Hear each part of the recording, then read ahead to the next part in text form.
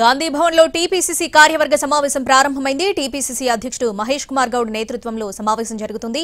రాష్ట్ర వ్యవహారాల incharge Meenakshi Natarajan, AICC కార్యదర్శులు విశ్వనాథన్, సచిన్ సావంత్తో పాటు మంత్రులు, డీసీసీ అధ్యక్షులు, టీపీసీసీ ఉపాధ్యక్షులు, ప్రధాన కార్యదర్శులు ఈ సమావేశానికి హాజరయ్యారు. పార్టీ సంస్థాగత నిర్మాణం, స్థానిక ఎన్నికలపై చర్చిస్తున్నారు.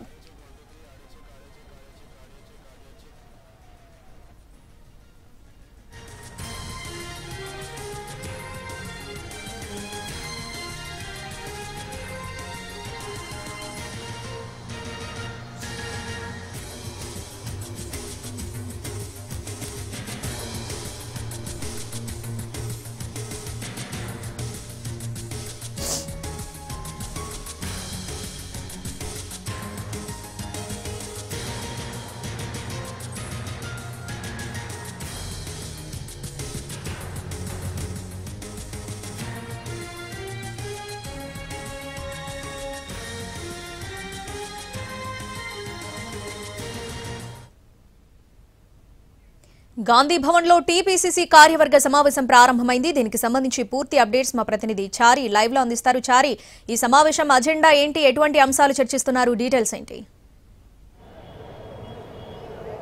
కొద్దిసేపటి క్రితమే గాంధీ భవన్లో పీసీసీ విస్తృత స్థాయి సమావేశం ప్రారంభమైంది. ఈ సమావేశానికి మరి కాసేపట్లో సీఎం రేవంత్ రెడ్డి హాజరు కాబోతున్నారు. ఇప్పటివరకు పీసీసీ అధ్యక్షతన జరిగినటువంటి ప్రారంభమైనటువంటి ఈ సమావేశంలో ఇన్ఛార్జి మీనాక్షి నటరాజన్ మాట్లాడారు. ప్రధానంగా ఇటీవలనే డీసీసీల నియామకం కూడా జరిగింది కాబట్టి ఆ డీసీసీల నియామకం పైన పార్టీలో కొంత చర్చ జరిగింది.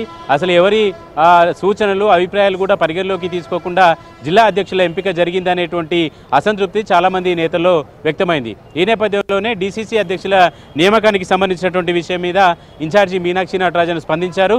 ఎవరి అభిప్రాయాలు కూడా ఈవెన్ పీసీసీ అలాగే సీఎం సొంత జిల్లాలో కూడా ఎవరి అభిప్రాయాలని పరిగణలోకి తీసుకోలేదు.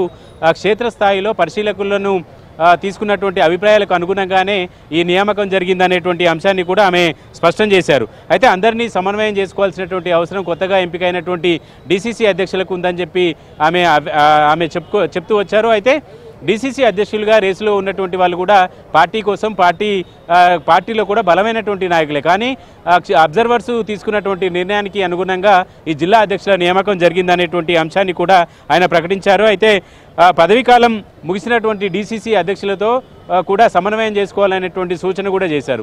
వీటితో పాటుగా ప్రస్తుతం పంచాయతీ ఎన్నికలు జరుగుతున్నాయి. పంచాయతీ ఎన్నికలకు సంబంధించినటువంటి విషయంలో కూడా 42% బీసీ అభ్యర్థులు ఉండేలాగా చూడాలి అని చెప్పేసి ఇన్ఛార్జి ఆదేశాలు జారీ చేశారు. అయితే ప్రస్తుతానికి జరుగుతున్నటువంటి సర్పంచ్, వార్డు మెంబర్లకు సంబంధించినటువంటి ఎన్నికల్లో పార్టీ సింబళ్ళు ఉండేటువంటి అవకాశం ఉండదు. కానీ ఆ పార్టీ సింబల్ లేకపోయినా కూడా అభ్యర్థిని ఆ పార్టీ బలపరిచినటువంటి అభ్యర్థులకి గెలిచే విధంగా పార్టీ నాయకత్వం అంతా కూడా దృష్టి సారించాలనేటువంటి అంశాన్ని స్పష్టం చేశారు. ఇక బీసీ రిజర్వేషన్లకు సంబంధించినటువంటి ఎపిసోడ్లో ఢిల్లీకి మరోసారి వెళ్లాలనేటువంటి సూచన కూడా చేశారు.